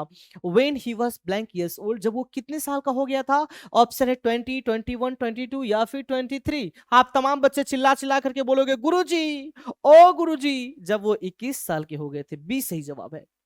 Johnson was in the position of blank land, Johnson को अधिकार था कितने एकड़ जमीन पे? ऑप्शन है 2 एकड़, 3 एकड़, 4 एकड़, या फिर 5 एकड़। है कितने एकड़ जमीन पे? तो याद करो भैया, न, न, न, न, न, न। इसका करेक्ट आंसर होगा 4 एकड़, C for China. Next, Benjy should be allowed to keep Benjy को रखना चाहिए क्या, हेंस मुर्गियां। The earth is a blank, the earth का टाइप कैसा है, पोम है, ऐसे है, ड्रामा है या स्टोरी है। तो एक बात बताओ, पोम तो है नहीं मेरे भाई, ऐसे आपके पूरे के पूरे सिलेबस में दो चार है, जैसे इंडियन सिविलाइजेशन एंड कल्चर अपने आप में कैसे, हाउ फ्रीज द प्लेस ऐसे है, चाइल्ड इज बोर्न ऐसे है। इसके बाद अगर बात किया जाए India through a travellers I, sorry ideas that have help Mankind, ये अपने आप में ऐसे है। ड्रामा एक ही है मेरे भाई जिसका नाम है अ मैरिज प्रपोजल, इसका करेक्ट आंसर होगा स्टोरी, डी फॉर दुल्हेरा साहब। Benjy told his parents to eat in the blank, Benjy ने अपने माता पिता से कहा, बेंजी ने कहा हिज पेरेंट्स अपने माता पिता से, टू ईट खाने के लिए, इन द ब्लैंक कहां पे खाने के लिए बोला। ऑप्शन आपके सामने ड्राइंग रूम, बाथरूम, बेडरूम या फिर किचन। तो उन्होंने अपने माता पिता को कहां पे खाने के लिए बोला था बच्चों, तो उन्होंने बोला कि भाई आप लोग जा करके ना किचन में ही खाइए, डी सही जवाब होगा। Benji rented land from blank, sorry ये है ना जॉनसन, किससे रेंट पे लिया था, तो सैंडर्स से लिया था बच्चों। Benji left his blank on the pavement, Benji footpath पे छोड़ दिया, किसको, हिज पेरेंट्स अपने माता पिता को। बड़ा खराब इंसान था यार, एकदम चोर था, डाकू था। भाई एक बात मैं हमेशा आपसे कहूंगा, जिस इंसान ने आपको बड़ा किया ना, उस इंसान के सामने में आपको बड़ा बनने की जरूरत नहीं है। बेंजी को उसके माता पिता ने पाल पोस करके पढ़ा, ये बिजनेस के बारे में आइडिया देकर के डॉक्टर के पास ले जाकर के बेंजी को इतना बड़ा कर दिया। अब वही बेंजी अपने माता पिता को रखना पसंद नहीं करता है, वही बेंजी अपने माता पिता को किचन में खाने को बोलता है, वही बेंजी अपने माता पिता को फुटपाथ पे जाकर के छोड़ देता है। भाई ऐसी गलती कभी मत करना, आप लोगों से ये रिक्वेस्ट कर रहे हैं। जिस इंसान ने आपको बड़ा किया उस इंसान के सामने बड़ा बनने की जरूरत कभी मत करना, गुस्ताखी कभी मत करना बच्चों, ठीक है। बेंजी तो लोल बच्चा था ही। बेंजी के बारे में आप क्या कहना चाहते हो कमेंट सेक्शन में बताना मेरे भाई, बेंजी के बारे में आपकी क्या राय है, क्या इसको ऐसा करना चाहिए जैसा इसने किया, कमेंट सेक्शन में बताना। अगला क्वेश्चन है, blank drives his parents from their house, निम्नलिखित में से कौन से वो इंसान है जिसने अपने माता पिता को घर से बाहर निकाल दिया, तो उसका जवाब होगा बेंजी, बी करेक्ट आंसर होगा बच्चों। Benjy moved into the house, Benjy घर में प्रवेश किया with blank as his wife at the age of 40, 40 साल की अवस्था में वाइफ के साथ, उसकी वाइफ का क्या नाम था, फ्लोरेंस। फॉर मैनी ईयर्स, बहुत सालों के लिए Benjy's father had been a local blank, बहुत सालों के लिए बेंजी के पिताजी क्या थे। ऑप्शन आपके सामने है, डॉक्टर थे, टीचर थे, प्रीचर थे या फिर फार्मर थे। तो आप तमाम बच्चे चिल्ला चिल्ला करके बोलोगे कि सर प्रीचर थे। सी फॉर चाइना आपके सेंटेंस का एकदम सही जवाब होगा, इसलिए दिमाग में डाल लेना C for Chunnu Babu, C for Chunnu Babu correct answer होगा बच्चों, ठीक है, ठीक है। चलिए अब हम लोग बात करेंगे मेरे प्यारे बच्चों सब्जेक्टिव क्वेश्चंस को लेकर के, ठीक है बच्चों, इसको लेके सब्जेक्टिव क्वेश्चन को लेकर के आइए। पहला क्वेश्चन आपके सामने दिख रहा होगा, what is a tenant farmer, काश्तकार किसान कौन होता है। भैया ये टीनेंट फार्मर किसको बोलते हैं पता है, टीनेंट फार्मर उसको बोलते हैं प्यारे बच्चों जिसके पास अपना जमीन नहीं होता है, किसी और का जमीन लेकर के उस पर काम करता है। मैं आपको बताता हूं, देखो, a tenant farmer is the one who does not have the ownership of the land. Tenant farmer वो होता है जो जमीन का रियल में मालिक नहीं होता है, एंड हैज टू पे, और उसे पे करना पड़ता है rent to master of the land for working on his land, and Johnson is a tenant farmer in his story named the Earth. भैया जो टीनेंट फार्मर है वह है जो जमीन का मालिक नहीं होता और उसे अपने जमीन पर काम करने के लिए जमीन के मालिक को किराया देना पड़ता है, ही हैज टू पे द रेंट, उसे किराया देना पड़ता है। और इस कहानी में द अर्थ जो चैप्टर है इसमें जॉनसन एक टीनेंट फार्मर है, उसके पास अपना जमीन नहीं होता है। हाँ मुझे पता है यार कि 4 एकड़ जमीन है, ये बातें सबको पता है, लेकिन उनका अपना जमीन थोड़ी है, उनका अपना जमीन थोड़ी है यार, वो तो किराए पे होता है ना, जो सैंडर्स से उधार लिए होते हैं। Next, what did the doctor advice Benjy's parents to ensure his mental growth. Benjy के मानसिक विकास सुनिश्चित करने के लिए, बेंजी के मेंटल ग्रोथ को एंश्योर करने के लिए डॉक्टर ने उसके माता पिता को क्या सलाह दी, डॉक्टर ने क्या बोला भाई, तो डॉक्टर ने चुपचाप से सलाह दिया था कि भाई, डॉक्टर ने सलाह यह दिया था प्यारे बच्चों, डॉक्टर ने यह बोला था कि भाई इसको कुछ मुर्गी दे दो ताकि ये पालन पोषण ठीक से करे। मैंने आंसर आपके सामने लिखा, the doctor advice Benjy's parents, doctor ने उसके माता पिता को एडवाइस किया टू गिव हिम, उसे देने के लिए, सम वर्क, कुछ काम, टू डू, करने के लिए। डॉक्टर ने उसके माता पिता को सजेस्ट किया कि इसे कुछ काम तो करने के लिए, which he is interested for ensuring his mental condition, जिसमें उसकी रुचि हो और इससे उनके दिमाग का विकास हो पाए, इनका मेंटल डेवलपमेंट हो पाए। ओके एवरीवन, तो आपको पता है ना, उनके माता पिता बोले कि डॉक्टर साहब आप ही बताइए ना हम कौन सा काम दे। तो डॉक्टर ने सजेस्ट किया इसको मुर्गी रखने के लिए, दे दो यार कोई दिक्कत नहीं है, you are the people of the land. Next, what did Benjy understand about his hen? Benjy अपने मुर्गी के बारे में क्या समझता था? बेंजी ने मुर्गी के बारे में क्या समझा? बेंजी अंडरस्टूड, बेंजी समझ चुका था अबाउट अ hen, मुर्गी के बारे में, दैट की it exist for the purpose of laying leads, वो अंडा देने के लिए मौजूद है। बेंजी को पता हो गया था यार, बेंजी को मुर्गी के बारे में बाद में जाकर के पता हो गया कि अच्छा मुर्गी है, इसका मतलब ये अंडा भी देती है, इस अंडा को बेचे भी जाते हैं, इस अंडा से फिर पैसे भी कमाए जाते हैं। बात क्लियर है? नेक्स्ट, नेक्स्ट क्वेश्चन आपके सामने है बच्चों, what silent belief that Benjy's parents cherished about his land? Benjy अपनी धरती के बारे में, अपने धरती के बारे में बेंजी के माता पिताजी अपने मन में क्या विश्वास संयोग करके रखा था? अपने अपने मन में किस विश्वास को संजोग करके रखा था? देखिए मेरे भाई, Benjy's parent cherished a silent belief about his land, about their land. Benjy के माता पिता अपने धरती के बारे में, अपने धरती के बारे में एक विश्वास बना करके रखा था, एक विश्वास संजोग करके रखा था, दैट की the Earth would one day outgrow its property and they also cherish to buy the land but would not.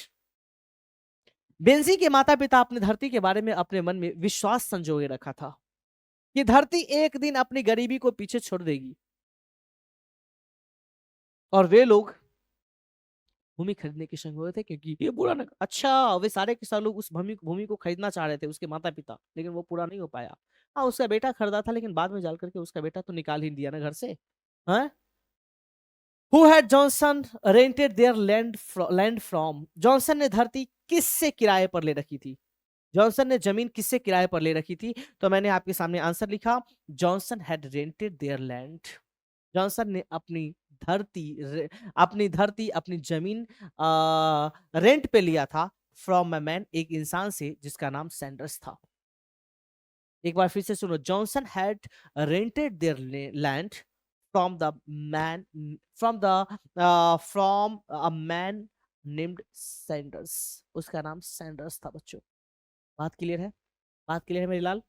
Next, how did Benjy's parents feel when he silently put the passbook in his pocket?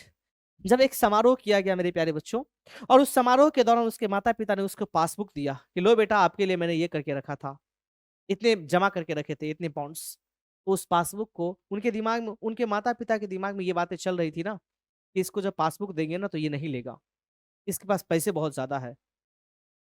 लेकिन वो इंसान चुपके से pocket में डाल लिया, माता पिता को थैंक यू तक नहीं बोला। खराब बेटा निकल गया, नालायक बेटा निकल गया यार, क्या ही कर सकते हो। बेंजी के माता पिता को कैसे लगा, कैसा लगा जब उसके पास पासबुक अच्छा, जब बेंजी ने चुप्पे से पासबुक अपने पास में रख लिया। और when Benji silently put the passbook in his pocket, जब बेंजी चुपचाप से अपने पॉकेट के अंदर पासबुक डाल लिया, हिज पेरेंट्स फेल्ट डिसअपॉइंटेड, तो उनके पिताजी को, सॉरी उनके माता पिता को काफी ज्यादा निराशा हुई, काफी निराश हुए। फियर, डर हुआ, घमंड और पेन हुआ, ये सब चीज महसूस हुआ कि भैया ये इंसान बड़ा घमंडी हो गया है, जिसको मैंने पाल पोस करके इतना बड़ा किया, जिसके लिए मैंने एक एक तिनके बचा करके रखे, आज वो इंसान मुझे कुछ भी नहीं दिया। मुझे ऐसा फील हो रहा था, हम लोग को ऐसा महसूस हो रहा था कि ये पासबुक नहीं लेगा, रिटर्न कर देगा, थैंक यू बोलेगा, लेकिन कुछ भी नहीं किया। नालायक इंसान था बेंजी। बेंजी अगर सामने में रहता ना तो उसको मार करके दिमाग सही कर देते, सच्ची बता रहे हैं, ईंटा से कपार फोड़ देते। कपार फोड़ने का मतलब ये हुआ ईंटा से उसकी हालत खराब कर देते मार करके। ठीक है, what did Benjy want to do money, to do with money? Benjy धन का क्या क्या करना चाहता है? बेंजी वो धन का क्या क्या करना चाह रहा था मेरे भाई? तो with the money Benji wanted to buy 4 acres of the land next to his parents rented land। अच्छा, बेंजी उस पैसा से अपने माता पिता के किराए के जमीन के पास 4 एकड़ की जमीन खरीदना चाह रहा था। उसके माता पिता जहां पे 4 एकड़ का जमीन लिए थे ना, उसके पास में भी जमीन था, उस जमीन को खरीदना चाह रहा था वो। उनकी ये सोच थी, उनके दिमाग में ये बातें चल रही थी। ठीक है बच्चों, आइए नेक्स्ट क्वेश्चन आपके स्क्रीन के सामने ये रहा। क्वेश्चन है, what information did Sanders give them that made them happy. अच्छा, सैंडर्स ने वो कौन सी इंफॉर्मेशन दी जिससे उन लोगों को काफी ज्यादा खुशी मिली, वो लोग काफी ज्यादा खुश हुए। कौन? उसके मम्मी पापा। किसके मम्मी पापा? तो बेंजी के माता पिता काफी ज्यादा खुश हुए। किस इंफॉर्मेशन को लेकर के? सैंडर्स के मुंह से वो कौन सा इंफॉर्मेशन निकली थी? तो प्यारे बच्चों, सैंडर्स, अरे यार सैंडर्स नहीं, सैंडर्स है। सैंडर्स टोल्ड, अरे सैंडर्स है ना रे। Sanders told the Benjy, Sanders told that, Sanders ने कहा कि Benjy was going to buy the land, Benjy जमीन खरीदने जा रहा था। Obvious they had been taken on renters, जो वे लोग किराए पर लिए थे। जो वो लोग किराए पर लिए थे ना, उस जमीन को बेंजी खरीदने के लिए जा रहा था। तो इनके माता पिता को लगा ना कि अब तो मेरा अपना जमीन हो जाएगा, अब मुझे इस जमीन से कोई खाली नहीं कर सकता है, इस जमीन से मुझे कोई नहीं भगा सकता है। हाँ, जब तक रेंट पे था तो डर था कि कब भगा देगा, नहीं भगा देगा, लेकिन अब नहीं कोई भगा सकता है। इसलिए वो काफी ज्यादा खुश हुए। लेकिन दुर्भाग्य यह हुआ कि बेंजी ही अपने माता पिता को भगा दिया। उस इंसान, ये बातें जब सुनता हूं ना यार, तो बड़ा अफसोस होता है कि एक ऐसा इंसान, एक ऐसा लड़का, जिस लड़का के लिए माता पिता ने इतना कुछ किया, इतना कुछ दिया, लेकिन वो इंसान। Next, this information made them happy, और ये इंफॉर्मेशन, ये सूचना, इन सूचना को सुन करके उन लोगों के दिमाग में, उन वो लोग काफी ज्यादा खुश हुए, बहुत ज्यादा प्रसन्न हुए कि नहीं, अब मुझे कहीं से यहाँ से कोई नहीं निकाल सकता, ये मेरा अपना जमीन हो जाएगा। लेकिन उनको कहाँ पता था कि जिस जमीन पे मैं अधिकार दिखाने की कोशिश कर रहा हूँ, जिस जमीन को मेरे अपने बेटे ने खरीदा है, उसी जमीन से एक दिन मुझे दूर जाना पड़ेगा, और उसी जमीन से मेरा बेटा ही एक दिन मुझे भगा देगा। ये चीज उन्हें कहाँ पता थी। ठीक है, चलिए नेक्स्ट क्वेश्चन आपके सामने है। What did Benji understood about the business of hence. Benji मुर्गी के बिजनेस के बारे में, बेंजी मुर्गियों के कारोबार के बारे में क्या समझता था? Benji understood about the business of hence, Benji मुर्गी के बिजनेस के बारे में, मुर्गियों के कारोबार के बारे में हर कुछ समझ गया था कि eggs could be sold to callers at the back door of their house and money could be kept in a basin. बड़ा अच्छा बात है मेरे भाई। बेंजी मुर्गियों के व्यापार के बारे में हर कुछ समझ गया था कि अपने घर के पिछले दरवाजे पे करने वाले को अंडा बेचा जा सकता था, और उस पैसे को कमा करके हम बेसिन में रख सकते थे। बेसिन किसको बोलते हैं पता है? गांव घर में उसको गुल्लक बोला जाता है। क्या बच्चों? गुल्लक बोला जाता है। उसको वो बेच करके उसके अंदर जमा करता था पैसा। एक दिन बहुत सारा पैसा हो गया था, तो वो बहुत बड़ा बिजनेसमैन हो गया मेरे भाई। ठीक है, चलिए नेक्स्ट है, why had there land not yield much. उस जमीन में अधिक उपज क्यों नहीं हुई थी? Their land had not yielded much because they did not work hard. They believed in luck than in sweet. क्या बोला गया पता है? बोला गया their land, उनकी धरती, their land had not yielded much. उनकी धरती में, उनकी जमीन में अच्छी उपज नहीं होती थी। क्यों नहीं होती थी? Because they did not work hard. क्योंकि वो अच्छे तरीके से, वो कठिन मेहनत बिल्कुल भी नहीं करते थे।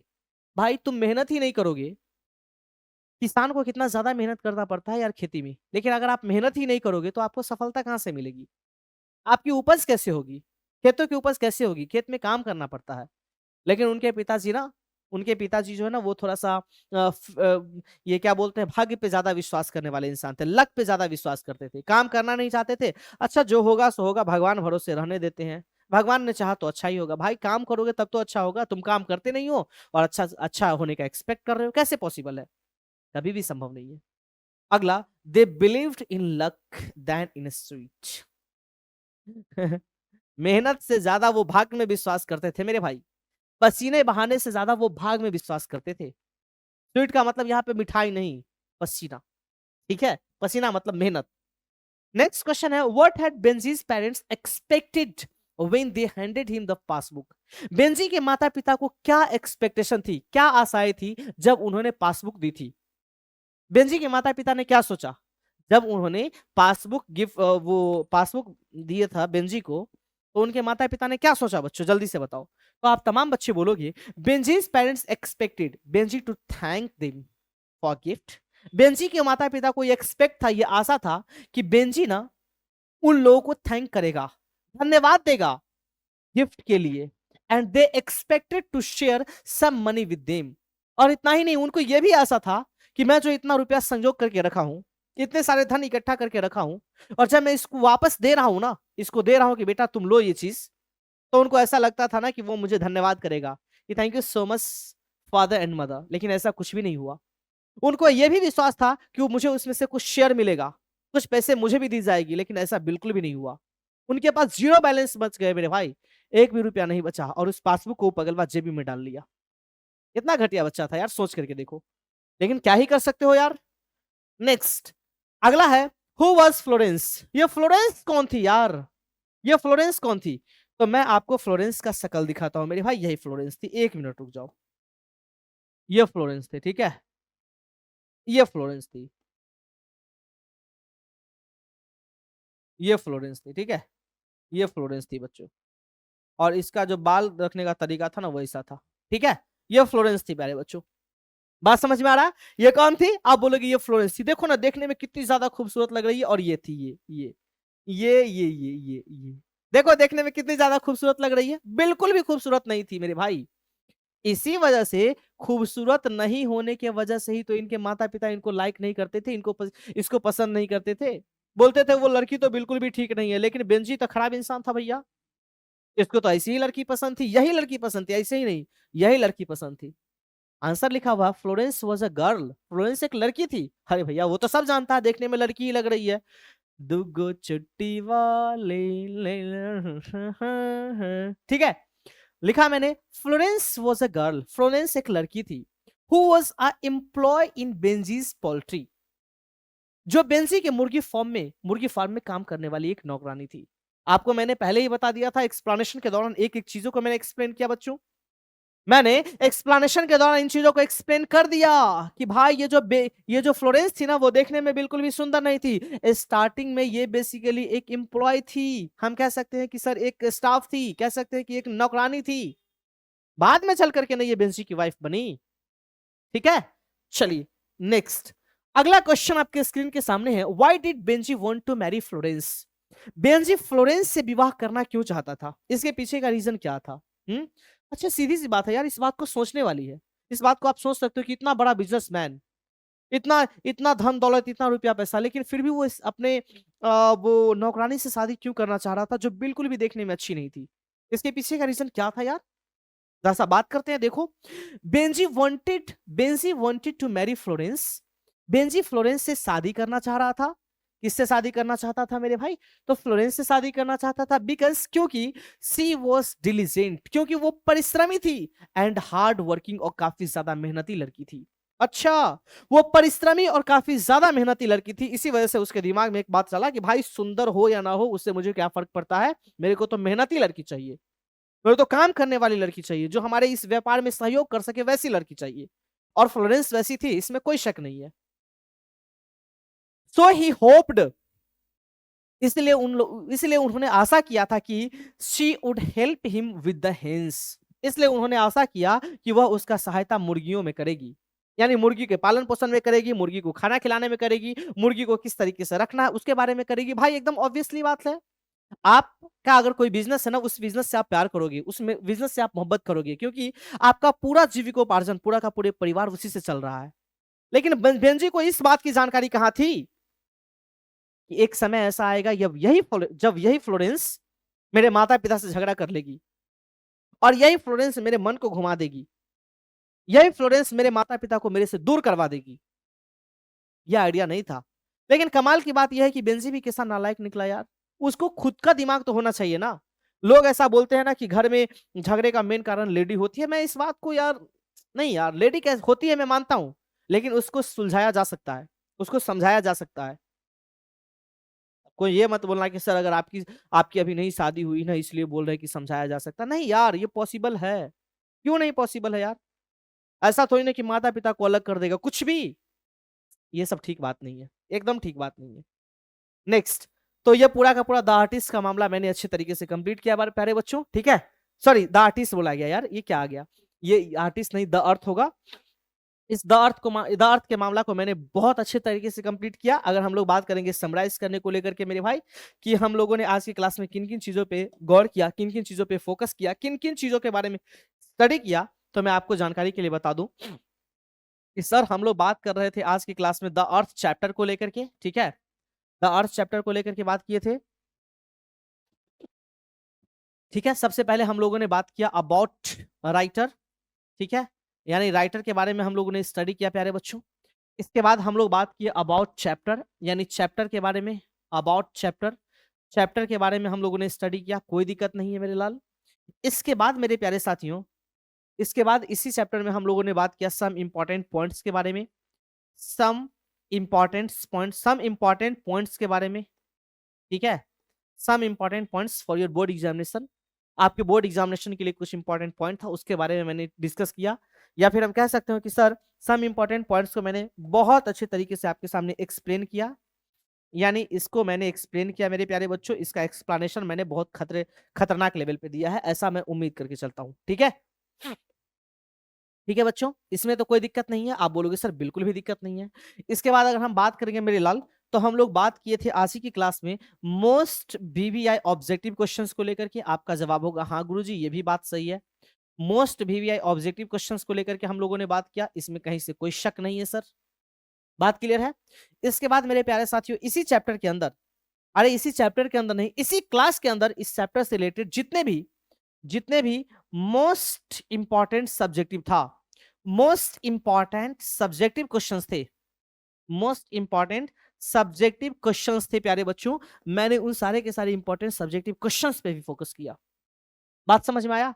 और इस बात का मैं आपको एश्योरेंस दिलाता हूं कि सर एक एक चीज आपको क्लास में याद हो गया होगा, क्लास में याद हो गया होगा, हो गया होगा। जल्दी से बताना मेरे भाई, जल्दी हो गया होगा, जल्दी से मुझे बताओ। आप सारे के सारे बच्चे कमेंट करके आंसर देना स्टार्ट करो, मुझे बताना स्टार्ट करो क्या आप लोगों को क्लास में ये कहानी आपको समझ में आई है, आपके दिमाग में ये बातें घुसी कि नहीं घुसी, जल्दी से मुझे बताना स्टार्ट करो। पूरे के पूरे बेंसी के कैरेक्टर को लेकर के मैंने डिस्कस किया, फ्लोरेंस के बारे में मैंने बताया, सैंडल्स के बारे में आपको मैंने बताया, इतना ही नहीं जॉनसन के बारे में भी मैंने एक्सप्लेन किया। आपसे कुछ क्वेश्चन मैं कर रहा हूं मेरे प्यारे बच्चों, ठीक है, और इस क्वेश्चन का आंसर आप लोग देना स्टार्ट करना। Getting my point everyone? आइए मेरे भाई, सबसे पहला क्वेश्चन मैं आपसे कर रहा हूं, जल्दी से मुझे बताइए, जल्दी से मुझे बताइए कि sir Benjy got married with Florence at the age of blank. Benjy जो है ना वो फ्लोरेंस के साथ शादी किया था, फ्लोरेंस से शादी किया था कितने साल की अवस्था में, वो मुझे आप बताइए, पहला क्वेश्चन, ठीक है। बेंजी शादी किया था मेरे भाई, ठीक है, बेंजी शादी किया था फ्लोरेंस से कितने साल की अवस्था में मेरे भाई, उसका एज बताना है। पहला क्वेश्चन आपके सामने ये रहा, ठीक है।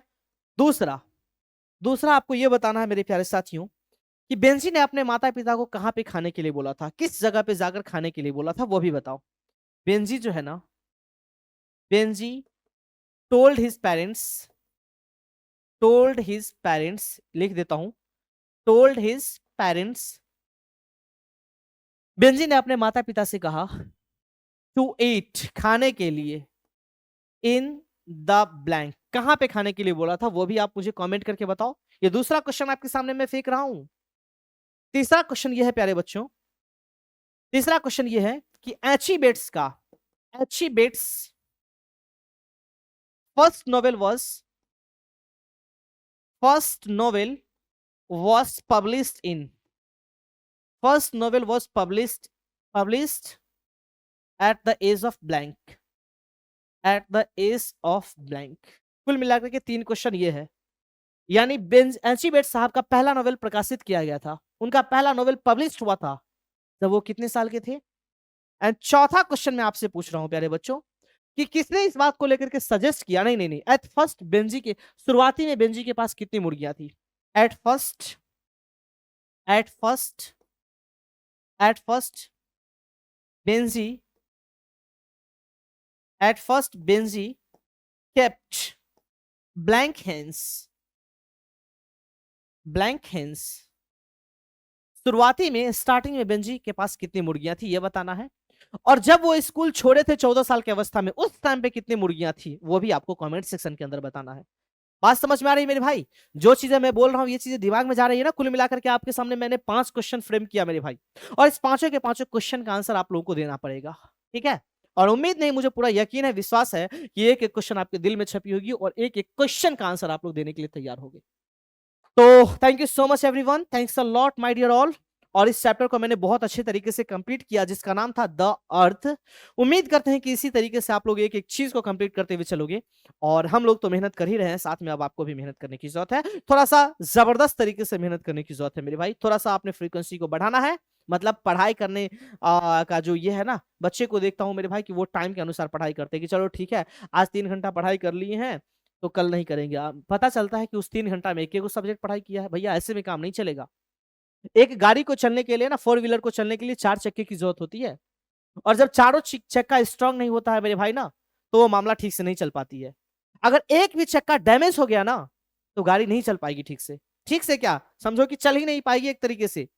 एग्जैक्ट इसी ये जो आपका है ना, ये जो आपका 12th का क्लास है ना मेरे भाई, इसमें कुल मिलाकर के 5 सब्जेक्ट्स है। Hindi, English, physics, chemistry, biology. अगर मैथ्स वाले हो तो मैथ्स, और या फिर आर्ट्स वाले हो तो उसका अलग मामला है। बात समझ में आ रहा है ना? तो आपका काम ये होना चाहिए कि सर पांचों के पांचों चीजों को, पांचों के पांचों चक्का को बहुत अच्छे तरीके से मजबूत करो। अगर ये 5 चक्का मजबूत नहीं हुआ ना भाई, इसका मतलब आप गाड़ी को स्पीड से नहीं खींच सकते हो, गाड़ी स्मूथली नहीं चल सकता है। तो थोड़ा सा मेहनत कर मेरी जान, जितना ज्यादा मेहनत करोगे उतना ज्यादा आपके लिए बेनिफिशियल होगा, ठीक है? बहुत ज्यादा ज्ञान दे दिए, मुलाकात करेंगे हम लोग अगली क्लास में, तब तक के लिए bye bye, take care, love you all and Jai Hind everyone. हंसते रहिए, मुस्कुराते रहिए, और अपने सपनों को पूरा करने के लिए जी तोड़ मेहनत करते रहिए। रख हौसला, वो मंजर भी आएगा, प्यासे के पास चलकर समंदर भी आएगा। थक कर ना बैठ ए मंजिल के मुसाफिर, मंजिल भी मिलेगी और मिलने का मजा भी आएगा। क्योंकि एग्जामिनेशन जब नजदीक होता है ना बच्चों, तो बच्चे का यही कंप्लेन होता है कि सर पढ़ाई में मन नहीं लगता। अबे यार, नजदीक है एग्जामिनेशन, अब तुम बोल रहे पढ़ाई में मन नहीं लगता, ये क्या तरीका हुआ भाई? अब अगर नहीं मन लगेगा तो कब लगेगा बताइए? बताओ मेरे भाई। अब तो आपको और पढ़ाई का पढ़ाई का वो ये बढ़ाना चाहिए, पढ़ाई का टाइम बढ़ाना चाहिए, जितना हो पाए उतना ज्यादा और मेहनत करना चाहिए आपको। लेकिन आप क्या कर रहे हो? आप बोल रहे हो कि सर पढ़ाई में मन ही नहीं लगता। नहीं यार, ऐसी गलती कभी मत करो। ये वो टाइम है ना, जब कोई जब ये वो टाइम है मेरे भाई जिसमें बच्चे स्टार्ट करते हैं पढ़ना, और आप लोग तो बहुत पहले स्टार्ट कर चुके हो। अब आपका काम होना चाहिए रैंक निकालना है, आपको रैंकर बनना है। इसके लिए अभी आपको मेहनत करना पड़ेगा, बार बार चीजों को रिपीट, मतलब हम कह सकते हैं कि मल्टीपल टाइम्स रिवाइज करना पड़ेगा। रिवीजन ही आपको रैंकर बनाएगा, दिमाग में डाल लेना। चलिए प्यारे बच्चों, तो आज की सभा को हम लोग यहीं पे समाप्त करते हैं, मुलाकात करेंगे अगली क्लास में। Thank you so much everyone.